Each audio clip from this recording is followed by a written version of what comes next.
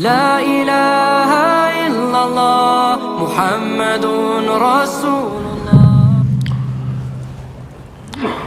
بسم الله. السلام عليكم ورحمة الله وبركاته. الحمد لله الذي خلق الإنسان في أحسن تقويم وهداهم إلى صراط مستقيم ليكونوا من أهل جنات النعيم. أشهد أن لا إله إلا الله وحده لا شريك له إياه نعبد وإياه نستعين.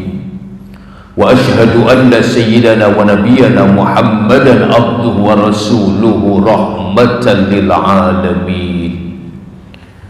اللهم صل وسلم على هذا النبي الكريم سيدنا وحبيبنا وشفيعنا ومولانا محمد وعلى آله وصحبه أجمعين. أما بعد، قال الله تعالى في القرآن الكريم وهو أصدق القائلين: أعوذ بالله من الشيطان الرجيم. بسم الله الرحمن الرحيم. كم من قرية عتت عن أمر ربها ورسوله فحاسبناها حسابا شديدا وعذبناها عذابا نكرا.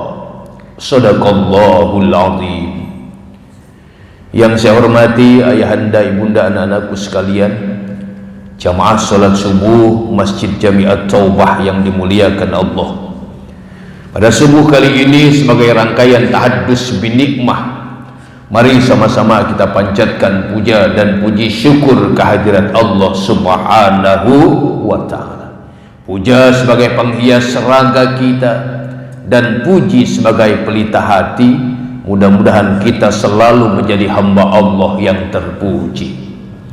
Serta merta solawat bermahkotakan salam kita sanjungkan kepada Nabi akhir zaman, uswah qudwah, teladan terbaik bagi kita dalam kehidupan ini, yang telah membawa kita umat manusia minadz zulumati ilan nur, menyelamatkan kita dari gerbang jahiliyah menuju cahaya ilahiyah. Beliau tidak lain tidak bukan junjungan alam Nabi besar kita Muhammad sallallahu alaihi wa alihi wasallam. Kiranya kita bisa tetap istiqomah menjalankan sunnah-sunnah beliau at-tayyakal yakin sampai satu saat ajal menjemput kita. Harapan kita semoga Rasulullah mau kiranya memberikan syafaatul uzma, pertolongannya buat kita di yaumil qiyamah nanti. Amin ya rabbal alamin. Allah Subhanahu wa ta'ala ingatkan kita dalam soal ketaatan. Kata Allah, ya ayyuhalladzina amanu atiullaha wa atiur rasul wa ulil amri minkum. Wahai orang-orang yang beriman, taat kalian kepada Allah, taat kalian kepada Rasul dan pemimpin-pemimpin di antara kalian. Satu pertanyaan mendasar, mengapa ketika kita disuruh taat kepada Allah dan Rasul, Allah gunakan kata-kata atiu, tetapi ketika kita disuruh taat kepada pemimpin-pemimpin kita, tidak Allah gunakan kata atiu wa ulil amri minkum? Jawabannya bahwa Allah dan Rasulnya tidak mungkin salah memberikan sesuatu perintah larangan kepada kita. Allah dan Rasulnya tidak mungkin salah apalagi keliru. Tidak harus ada yang diperbaiki ketika perintah dan larangan itu turun, karena semua kita yakini terbaik buat kita. Bahkan Allah sampaikan kepada kita, sesuatu yang menimpa kalian, kalian anggap buruk, padahal justru itu terbaik buat kalian. Atau sesuatu yang menimpa kita, ya, menurut kita itu baik, tetapi belum tentu justru itu buruk nanti buat kita. Artinya apa? Kita mesti menanamkan husnudzon, bersangka baik kepada Allah apapun yang kita terima di dalam kehidupan ini. Makanya kita disuruh taat kepada Allah dan Rasulnya mutlak, tidak boleh kita tawar, karena kita yakini apa yang Allah perintahkan, apalagi yang Allah larang, itu yang paling baik bagi kehidupan kita. Tetaplah berbaik sangka kepada Allah kapan dimanapun kita berada. Tapi mengapa ketika Allah perintahkan kita taat kepada pemimpin-pemimpin kita, Allah tidak gandeng kalimat itu dengan kata ati'u, taat kalian kepada pemimpin kalian? Jawabannya adalah pemimpin terkadang bisa benar, terkadang juga bisa salah. Itu jawabannya. Ucapannya, regulasinya kadang-kadang blunder, baik menurut dia, tetapi belum tentu baik menurut rakyat yang dipimpinnya. Pelajaran berharga buat kita. Pemimpin ucapannya jadi sesuatu yang luar biasa. Dua yang kita soroti fenomena hari ini. Ucapan, kebijakan menjadi sesuatu yang sangat berharga buat pemimpin. Mengapa demikian? Makanya Allah ciptakan kita mata dua, telinga dua, tangan dua, kaki dua, tapi mulut satu. Apa maknanya itu? Berpikir dulu, lihat dulu kondisinya, pelajari dulu realitanya sebelum kalian berbicara. Ya. Tahan dulu nih tangan untuk melontarkan kebijakan, ya, regulasi dan lain sebagainya, ya, baru kalian bicara. Ini pelajaran buat kita, ya. Difikirkan dulu apa yang hendak kita ucapkan, karena boleh jadi menyakiti hati rakyat yang kita pimpin, yang kita taruh harapan. Kesempatan yang singkat ini saya ingin mengajak kita belajar jadi pemimpin yang baik, belajar jadi rakyat yang baik. Sebetulnya tiap hari 5 waktu belajar kita paling tidak dalam sholat kita. Sholat itu belajar jadi pemimpin, belajar jadi rakyat. Makanya ada imam, ada makmum. Syaratnya dua-duanya, lihat. Ya. Imam syaratnya ketat itu. Ya. Makmum juga ada syaratnya. Yang paling utama niatnya harus sama. Kita sholat niat kita sama, ya, ibadah kepada Allah.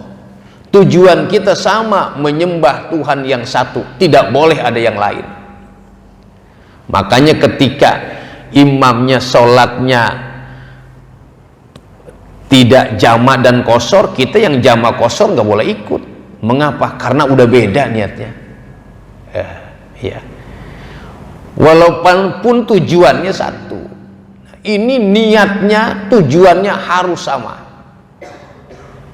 Artinya pemimpin dan rakyat harus punya tujuan yang sama.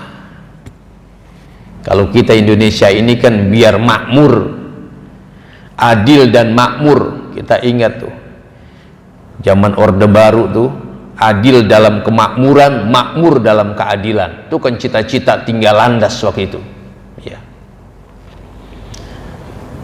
Jadi ini pelajaran tuh. Niatnya harus sama, tujuannya harus satu antara pemimpin dan rakyat. Begitu juga dalam sholat kita. Nah, imam syaratnya, makmum syaratnya harus dua-duanya bersih. Niatkan hati yang bersih. Ya. Karena kata Nabi, sebelum kamu berucap, sebelum kamu bertindak. Ini hadis Arba'in An-Nawawi. Ini kalau santri ini harus belajar itu dulu, hadis 40 tuh. Ya. Saya ingat saya kaji hadis itu kalau habis subuh begini tuh ayahanda. 40 hadis pilihan Di situ ada tuh disampaikan Rasulullah, istabti qalbak. Sebelum kalian berucap, sebelum kalian bertindak, istabti qalbak. Tanyakan dulu hatimu. Tuh. Mengapa hati ini radar paling peka dalam diri kita? Boleh jadi ucapan kita A, tapi hati kita berkata B, kan begitu. Ini tidak mungkin dibohongi kata hati kita. Ya. Makanya ada detektor kebohongan, ya kan? Maksudnya apa? Biar mengecek bagaimana nih orang bohong atau tidak.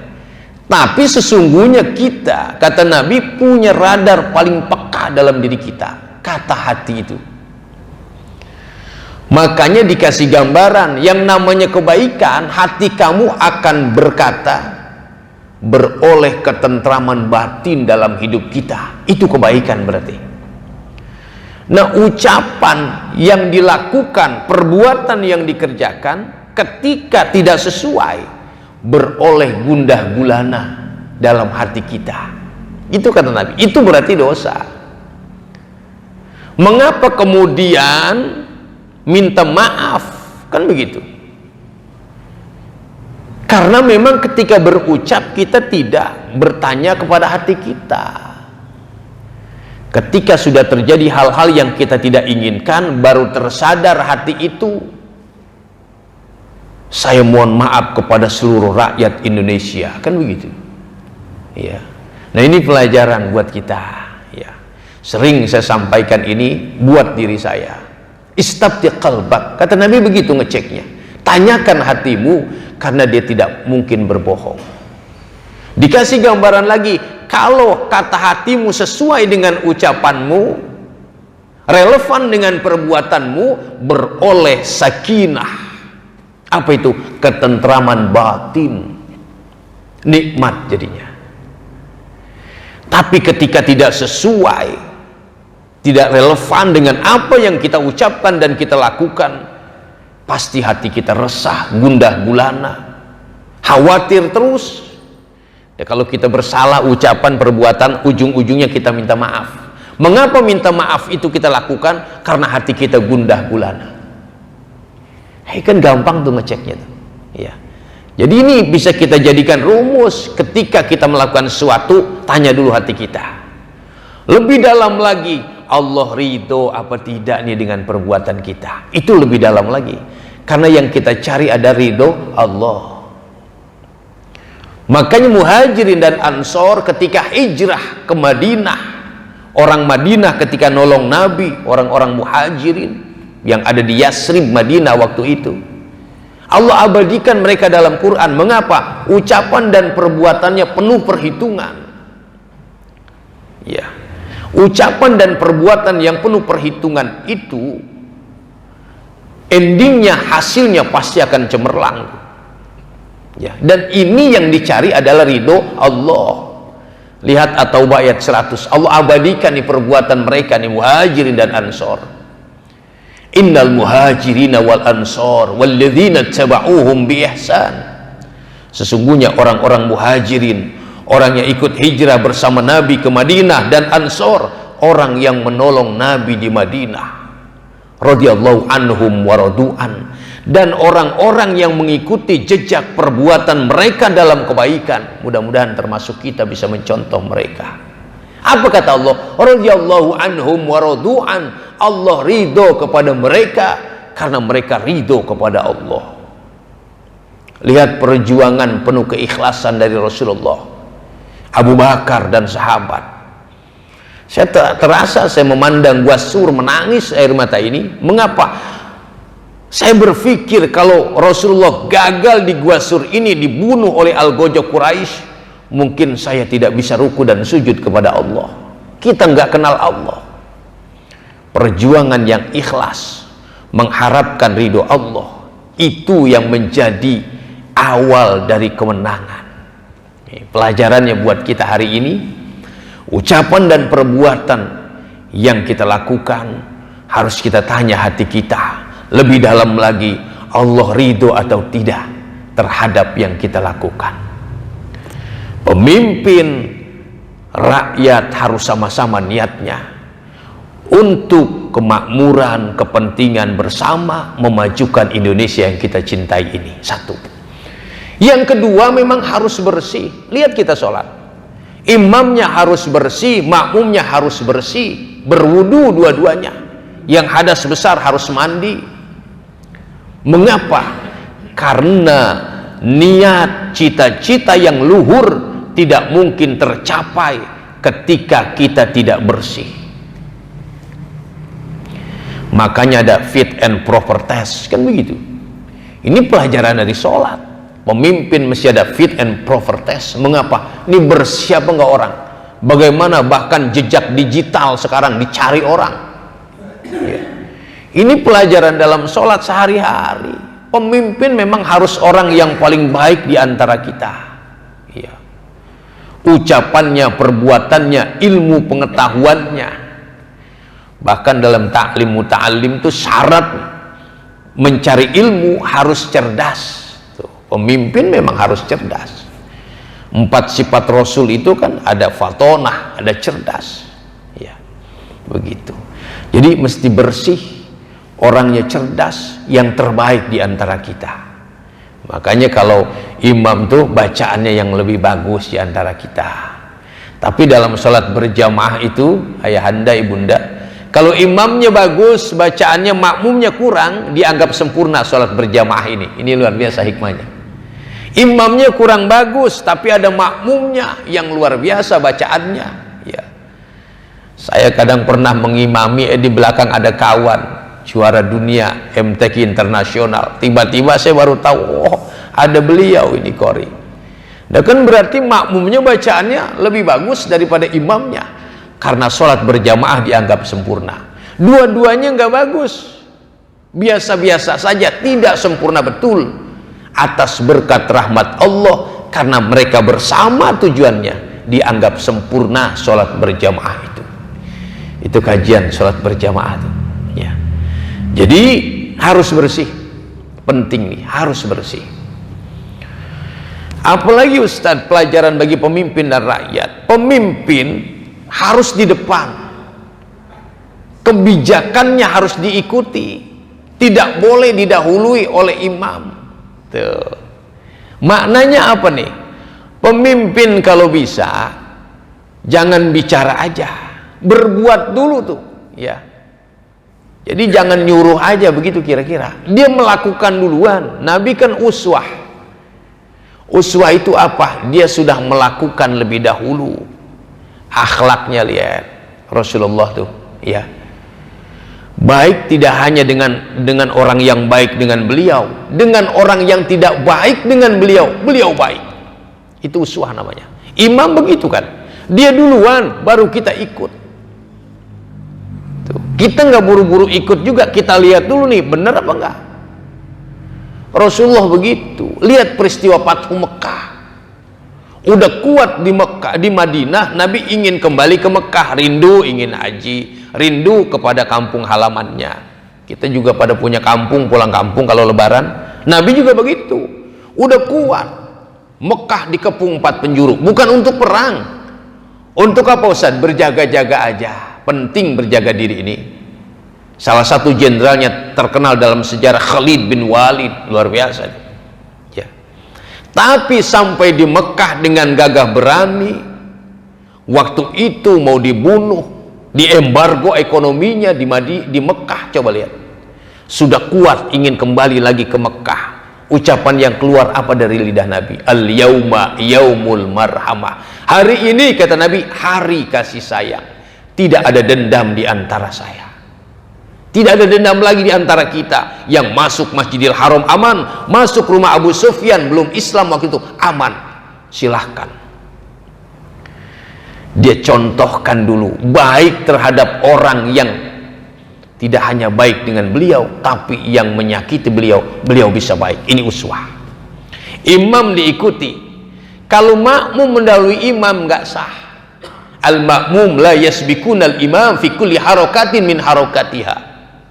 Makmum tidak boleh mendahului imam dari setiap gerakan sholat. Terkadang dalam menjalankan kebijakannya di tengah perjalanan ada yang tidak sesuai. Boleh ditegur Ustaz? Boleh. Pelajaran dalam sholat, imam salah, tiba-tiba makmum negur, yang laki subhanallah, yang perempuan tepuk tangan, ya. Tapi jangan banyak-banyak kan, ya. Artinya apa? Tetap menegurnya dengan cara yang baik. Lihat, subhanallah, ucapan yang baik. Memang dua-duanya sudah punya ilmunya. Saya udah punya ilmu jadi imam, saya udah punya ilmu jadi pemimpin nih, saya udah tahu. Dalam kepemimpinan saya enggak selamanya benar, pasti ada salah kadang-kadang. Imam tidak selamanya benar, kadang lagi enggak fokus, kan salah bacaannya, diingatkan. Tapi dengan kalimat subhanallah, kalimat yang baik. Kritik boleh, silahkan, begitu kan. Tapi sampaikan dengan cara-cara yang baik. Makanya ada saja kan orang yang memancing di air keruh. Makanya kita tetap jaga nih, kita Kota Tangerang Selatan, situasi hari ini, ya. Jangan sampai kita terpancing melakukan tindakan-tindakan yang tidak sesuai dengan ajaran agama kita. Ya, jaga ya kondisi kota kita, wilayah kita, ya. Jangan sampai kita terpancing dengan oknum-oknum yang merusak, ya. Lihat pelajarannya, pemimpin boleh salah, tegur dong, tapi caranya bagaimana Ustaz? Subhanallah, dengan ucapan yang baik. Dijamin kita mengkritik tuh, ya. Ada kebebasan berpendapat, tapi tetap dengan cara-cara yang baik dan elegan. Ini kita belajar dari sholat kita. Kalau pemimpin sudah batal, hati-hati nih, ya. Udah dikritik, udah dinasehati, udah subhanallahnya berkali-kali, tapi belum juga sadar, wah udah salah, batal dah ini mah, buang angin misalnya, atau sakit, udah nggak bisa lagi, mundur dong, kan begitu. Mengapa di belakang ada yang menggantikan, juga yang terbaik. Bukan satu, beberapa. Lihat imam Masjidil Haram, beberapa di belakang tuh. Jadi sebagai pemimpin pun harus sadar.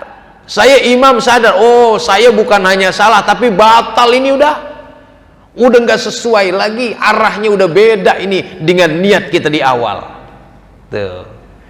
Kalau begitu bagaimana? Mundur, ya, ganti dengan yang baik tuh. Ini pelajaran. Dan ikuti itu sampai selesai, begitu, ya. Kan sampai salam, tuh. Komitmennya sampai selesai. Pemimpin ini, ayo sampai tujuannya tercapai sama-sama. Tuh. Ini penting, pelajaran berharga buat kita, ya. Karena dua-duanya dalam sebuah bangsa dan negara, seperti dalam sholat, imam dan makmum, dua-duanya penting.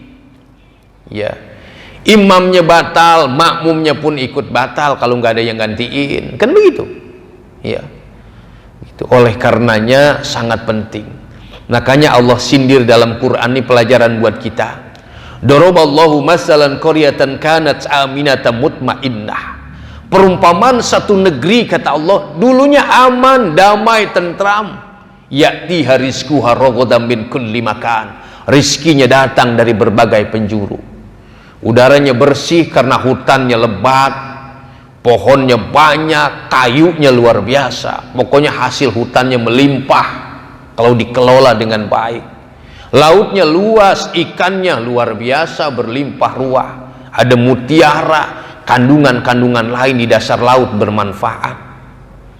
Perut buminya menghasilkan barang tambang emas, lihat, perak, tembaga, boksit, batu bara dan lain sebagainya.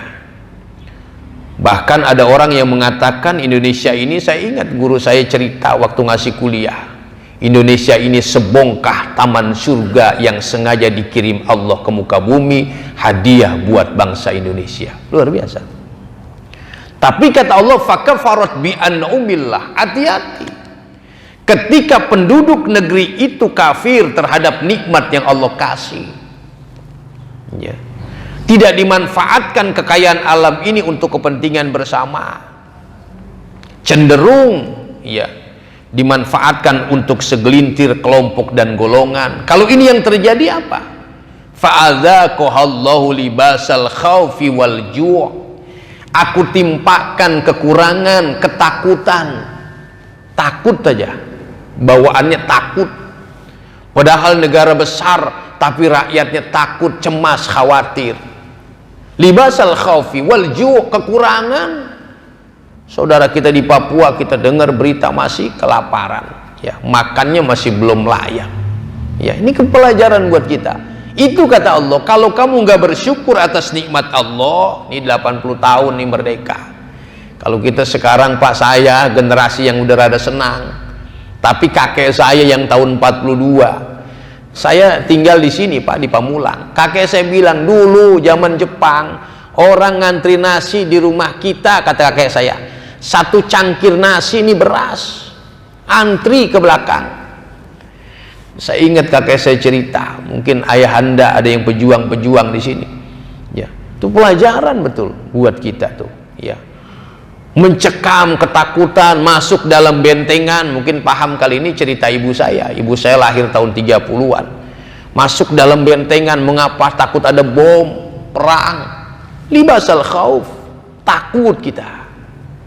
Mengapa? Kalau kita tidak bersyukur negeri ini, libasal khaufi wal ju' bima kanu yasnaun, karena perbuatan kita. Artinya apa? Kita harus menjadi bangsa yang bersyukur. Mengapa? Kemerdekaan yang sudah kita dapatkan, nih para founding fathers, pendiri bangsa ini menyatakan dengan ikhlas, dia bilang apa? Atas berkat rahmat Allah yang maha kuasa dan dengan didorongkan oleh satu keinginan luhur supaya berkehidupan kebangsaan yang bebas, maka rakyat Indonesia menyatakan dengan ini kemerdekaannya. Jadi kata kuncinya kemerdekaan kita ini, kata pendiri bangsa ini, atas berkat rahmat Allah yang maha kuasa. Kembalikan kepada Allah berarti. Kita masyarakatnya harus tetap bersyukur, sadar bagaimana cara memajukan bangsa ini. Dua-duanya punya poin penting. Pemimpin harus, rakyat juga sama. Yang kedua nih paling penting. Kata Allah begini tentang pemimpin ini. Wa idza aradna an nulika qaryatan amarna mutrafiha. Ini penting nih ayat ini, hari ini kita bahas nih. Kalau aku hendak menghancurkan satu negeri, satu bangsa, kata Allah, tidak harus dengan banjir bandang 40 hari 40 malam seperti kaumnya Nabi Nuh alaihissalam.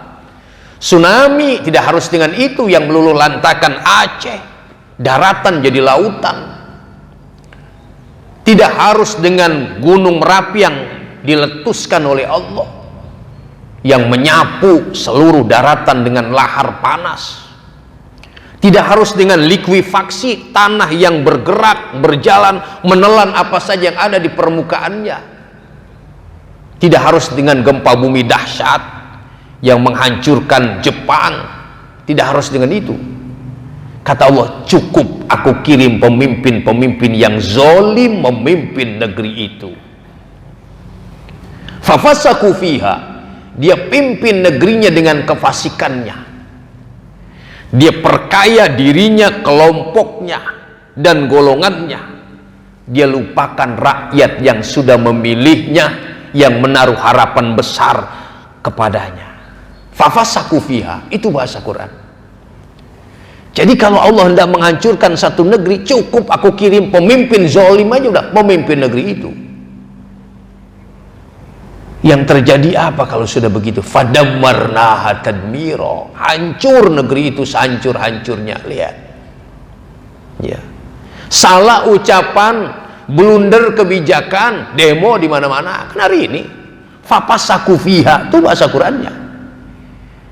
Dia pimpin negerinya dengan kefasikannya. Dia lupakan dari mana dia berasal, mengapa bisa duduk di kursi yang empuk. Siapa yang mendudukan saya di sini? Harusnya kan kita tersadar begitu. Ya. Ini saya selalu ingatkan dari RT sampai ke kantor wali kota saya bicara begini. Artinya apa? Bahwa kita ini adalah pemimpin. Kan Nabi bilang, kullukum ra'in wa kullukum mas'ulun an ra'iyati. Kalian pemimpin, dan setiap pemimpin akan dimintai pertanggungjawaban di hadapan Allah Subhanahu wa ta'ala. Al-yawma nakhtimu ala afwahim wa tukallimuna aydihim wa tashhadu arjuluhum bima kanu yaksibun. Tiap malam Jumat kita baca nih ayat. Ingat, satu saat nanti mulut yang hari ini pandai bicara akan dikunci rapat oleh Allah. Sementara tangan bicara lantang di hadapan Allah. Dia buka lembar demi lembar sketsa kehidupan yang sudah kita jalani. Yang pemimpin dibuka dari mulai disumpah, kan begitu. Ya. Rakyat juga sama. Ya. Kaki jadi saksi. Mengapa kaki jadi saksi? Dia melangkah kemanapun kita pergi, kan begitu. Kalau sekarang kan pengadilan di dunia ini berat, ya. Yang disangka enggak ngaku, ya. Saksinya juga kan banyak yang enggak juga memberikan kesaksian yang benar. Kalau nanti saksinya tidak main-main, kaki kita yang kemanapun kita pergi, dia tidak mungkin kita tinggal. Wa tashhadu arjuluhum, dia jadi saksi bima kanu yasnaun, apa yang sudah kamu kerjakan selama kamu hidup di dunia. Pelajaran nanti di penghujung jembatan Shiratal Mustaqim ada namanya Kontoroh, itu tempat jembatan kecil menuju surga. Di situ terjadi, kita dihadap-hadapkan dengan orang yang kita zolimi, yang kita sakiti, apalagi pemimpin. Jadi sebelum masuk ke dalam surga ada satu tempat Kontoroh namanya. Di situ kita berhadap-hadapan dengan orang yang kita berbuat salah kepadanya. Di situ berlaku hisab, hukum Allah. Dulu kamu menyakiti saya, dulu kamu pemimpin, kamu jahat sama saya. Di situ diselesaikan. Mengapa? Biar bersih ketika masuk ke dalam surga, karena di surga tidak ada orang yang kotor, termasuk hatinya. Ya, jadi di situ tuh nanti kita berhadap-hadapan dengan orang yang kita jahati, yang kita zolimi. Ya, dia akan menuntut di hadapan Allah dan tidak mungkin itu bisa bias. Karena surga haram dimasuki orang yang tidak hanya jiwanya, ya, yang kotor, harus yang bersih. Jiwanya harus tenang. Ya ayyatuhan nafsul mutmainnah, kan begitu larinya. Wahai jiwa yang tenang, jiwa yang tenang, yang bersih. Udah dikontoroh dulu tuh yang kita punya salah sama manusia. Kan kita sadar, saya sering nyolatin orang meninggal, ayahanda, ibunda, di masjid kalau hari Jumat, sering, tidak hanya di sini, ya, di tempat-tempat lain. Sebelum kita bawa ke kubur, ke makam, selesai kita sholatkan, kita minta persaksian. Hal hadhil janazata khair, apakah orang ini selama hidupnya baik, kan begitu. Kita perlu orang, apakah orang ini selama hidupnya baik. Kalau dia khair, kita bilang berarti ini orang baik. Artinya apa? Kita udah maafkan, karena kita hidup bersama saudara-saudara kita nih, ya. Dia yang tahu ucapan dan perbuatan kita hari-hari, makanya minta persaksian. Apakah orang ini selama hidupnya baik? Kalau kita bilang khair, baik, dia dicatat Allah sebagai ahli kebaikan, insya Allah ahli surga. Pelajarannya apa buat kita hari ini? Mudah-mudahan cepat mereda, saudara-saudara kita tidak terpancing. Udah cukup lah, ya, karena kalau merusak fasilitas umum itu tidak baik, menjarah juga tidak baik, bukan ajaran agama kita. Etika perang Rasulullah bagaimana sih? Kalau perang, rumput aja nggak boleh dilukai, ya. Lihat Nabi Sulaiman ketika lewat di lembah semut, pasukannya disuruh berhenti mendadak. Mengapa? Di depan banyak semut yang khawatir kita injak. Bayangkan, yang begitu diperhatikan dalam ajaran agama kita. Artinya kita masih tetap berharap, memohon kepada Allah Mudah-mudahan Indonesia yang kita cintai ini segera kondusif, insya Allah. Saudara kita tersadar, silahkan kita mengungkapkan pendapat, tapi dengan cara-cara yang elegan dan baik. Saya juga aktivis 98 dulu, tapi saya tidak pernah berbuat anarkis. Ya, kita duduk di DPR, MPR, tetap dengan cara-cara yang baik. Itu yang diajarkan guru-guru saya dulu ketika kita demo. Nah, ini pelajaran buat kita, adik-adik kita, termasuk anak-anak kita sekarang udah mahasiswa, mahasiswi. Tetaplah dengan cara-cara yang baik. Kita masih mohon, berharap, berdoa kepada Allah. Mudah-mudahan ke depan Allah karuniakan Indonesia yang kita cintai, kita banggakan ini, pemimpin-pemimpin yang taat pada Allah, sayang, cinta sama kita rakyatnya. Allah hindarkan negeri ini petualang-petualang politik yang hanya mencabik-cabik nilai-nilai persatuan dan kesatuan bangsa kita. Kalau Imam Masjidil Haram dalam sholatnya mendoakan Indonesia, Allahumma ja'al Indonesia aminatan mutmainnah wa min jami'i biladil muslimin. Ya Allah, jadikan Indonesia, bayangkan dari Masjidil Haram kita didoakan oleh Imam Ahmad Sudais, jadikan Indonesia negeri yang aman, lagi damai dan tentram. Mudah-mudahan doa ini diijabah oleh Allah. Allah kirimkan pemimpin yang taat pada Allah, cinta sayang sama kita rakyatnya. Kita berharap Indonesia ke depan mudah-mudahan menjadi bangsa yang baldatun thayyibatun wa rabbun ghafur, yang besar, aman, damai, di bawah bimbingan dan ridho Allah Subhanahu wa taala. Kita istighfar sama-sama. Astaghfirullahalazim. Astaghfirullahalazim. Astaghfirullahalazim min kulli dhanbin azim wa atubu ilaih. Taubatan nasuha ya Allah, taubatan nasuha ya Rahman, taubatan nasuha ya Rahim, birahmatika ya arhamar rahimin. Astagfirullahaladzim, astagfirullahaladzim, astagfirullahaladzim. Walakal hamdu ya Allah ya Karim, ya Allah ya Maulana ya Mahmud. Allahumma salli ala Muhammadin wa ala alihi wa sahbihi ajma'in. Amin ya Allah Karim, ya Allah ya mujibas sa'ilin. Allahumma ij'al hadha jam'ana jam'an marhuma wa tafarruqana min ba'di Allah tafarruqan ma'suma. Ya Allah, jadikan berkumpulnya kami di masjid ini ya Rabb, berkumpul yang mendatangkan berkah manfaat buat kami semua. Sekiranya hamba meninggalkan tempat ini ya Allah, jangan kau jadikan perpisahan di antara kami, perpisahan yang mendatangkan nilai dosa dan maksiat kepadamu. Allahumma radina billahi rabba wa bil islami dina wa bi Muhammadin nabiyya wa rasula wa bil qur'ani imama wa hukma wa bil ka'bati qiblatan wa bil mu'minina ikhwana wa tabarra'na min kulli dini yukhalifu dinal islam. Rabbana zidna ilman nafi'a warzuqna fahman wasi'a. Allahumma sahhil umurana wa umuri walidina wa umuri jami'il muslimin wal muslimat wa umuri baladina Indonesia hadhihi ma damatis samawati wal ard. Allahumma ij'al Indonesia aminatan mutmainnah birahmatika ya arhamar rahimin. Rabbana atina fid dunya hasanah wa fil akhirati hasanah wa qina adzabannar wa adkhilnal jannata ma'al abrar ya aziz ya ghaffar ya rabbal alamin. Rabbana taqabbal minna innaka antas samiul alim wa tub alaina innaka ya Allah antat tawwabur rahim. Wa sallallahu ala sayyidina Muhammadin wa ala alihi wa sahbihi ajma'in. Fadlika subhanaka rabbika rabbil izzati amma yasifun wa salamun alal mursalin walhamdulillahi rabbil alamin. Mudah-mudahan Allah mengabulkan doa kita. Saya mohon maaf jika kita ketemu lagi bila taufiq al hidayah. Assalamualaikum warahmatullahi wabarakatuh.